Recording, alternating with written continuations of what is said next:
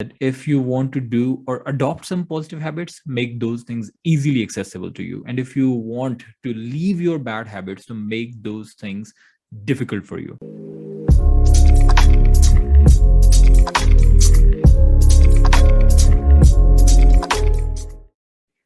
All right. So the next question is from Saira Husnan, that what is your favorite book to read and why?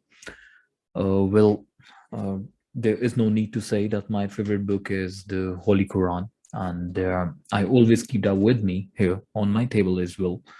So this time when I'm reading this book, I'm trying to understand it, and what is the real meaning, what Allah actually wanted to communicate us, that what's the actual way of living, and how and what exactly is the Islam. So I'm just trying to understand that.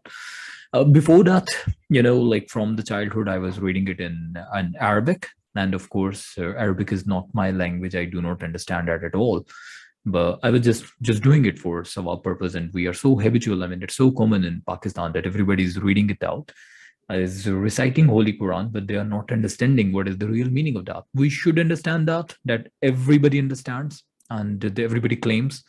But at the end, when you ask them that have you read Holy Quran in Urdu or in English, might be, so they would say no. There are only few surah that we understand the meaning, which are a bit known, which are famous. So we do know the meaning, but we do not understand the meaning of this whole book. So this book, when I started reading it out in English, and when I started understanding that what Allah is saying in this book, I started feeling like now this is something, the real guidance that I'm taking in my life. And even I would recommend you that if you have not read the Holy Quran in Urdu or in English, or even like if you understand Arabic, so just listen to the Surah Nur. You can even find it on YouTube. If you go there, just type Surah Nur, Urdu translation, or might be English translation, and you would understand it, that this book was not only for sawab purpose. The purpose of this book was to understand that how exactly do we have to live our life. And even Allah says in Quran that Allah has created the life and death so that He would be able to find it out, that who is better indeed, that which human being is better indeed. So it's more about understanding that what the life is, what is the purpose of this life is, what the real Islam is, what is the real teaching of Islam is, and even how we have to live our life, how we have to have our relationship with other people. So everything is very well communicated in this book, and I believe this is the best guidance that we all can have. And we all should try to start reading it in Urdu and in English, or whatever the language we understand. And we should not only relate it to the sawab purpose, but that would obviously be there, because sawab is something, is some sort of benefit that we get after life. But within this life, the benefit that we get from this book is to understand what is written over there, instead of just reading it in a language that we do not understand. I'm not saying that that language is not important. Of course, Allah says in Quran that we have delivered this book in Arabic so that you better understand it, because Arabic is a very, you can say, a very wide and a very extensive kind of language. And but still, the purpose is that we should also understand it. And if you start understanding it in whatever language you understand, I believe it will help you understand that this is the real, is the most precious thing that we have in this world, or the most precious book that we have in the world.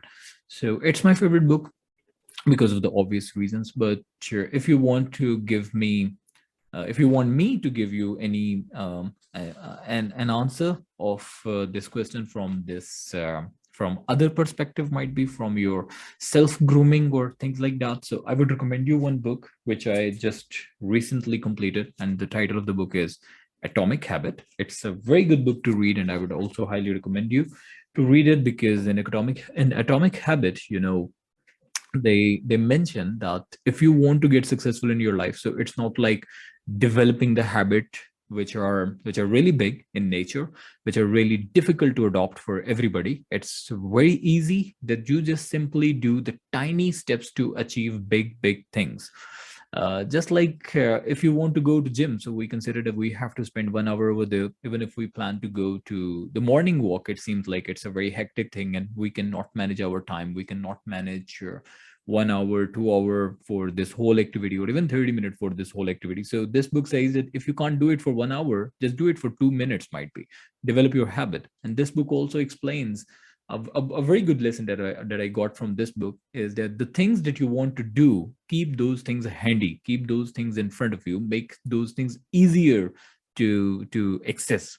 For example, if you want to drink more water, so keep a water bottle in front of you all the time. Whenever you look at the bottle, you would get this idea that you have to drink it. As compared to this, if water is so far away and you take it like a hassle, that if I just leave my work and I go to dispenser to get the water, it's so far away and it's gonna distract you. So in that way, of course, you won't be doing it. And everything that you want to do, I mean, even it's about the morning walk, so do not consider that you have to spend 30 minutes. Just consider you have to do it for 2 minutes. If there is some habit that you want to adopt, for example, that is also one of the reasons that I keep this book in front of me, because every morning when I come to my office, I just open it up and I try to recite or read 1 or 2 pages to understand it. If this book is, let's suppose, is in the drawer, and I would like I would be making some extra struggle to find this book out or to read it out, or it's not visible to me, so there's a probability that I'm going to forget that. So the Atomic Habit book tells us that if you want to do or adopt some positive habits, make those things easily accessible to you. And if you want to leave your bad habits, to make those things difficult for you. For instance, if you let's suppose if somebody is habitual to smoke a cigarette and he wants to quit that, so the thing that he should do is not to have a cigarette packet in his pocket all the time, because that would be so accessible and he won't be able to quit smoking by keeping one cigarette packet in his pocket. So just simply keep it away from you.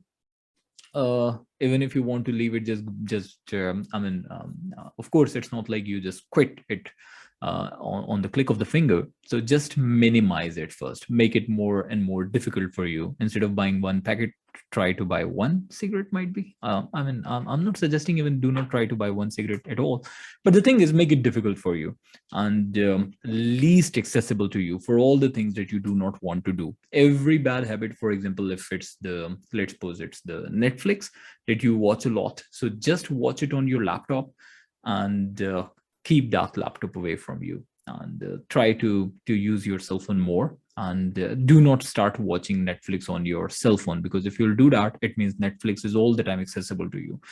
So the book is explaining about the things that you want to adopt. You just simply believe on the atomic habit, those tiny things that can create really big differences.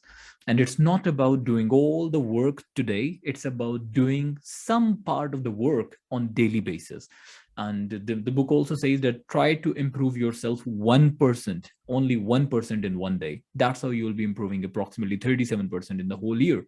So it's about slow and steady win the race. Something is better than nothing. So these are the lessons that you get from this book. I would highly recommend you to read it thoroughly, and it is actually going to create a very big and a positive impact on your life. So this is the book that I like. These are the books, actually, both of these books. Now, the Holy Quran is actually the permanent thing, and the Atomic Habit is temporary. This is something that I like nowadays, and of course, when I'll read out another one, I'll start liking that one, or might be the book one, and after the way it moves on, I'll keep changing this thing.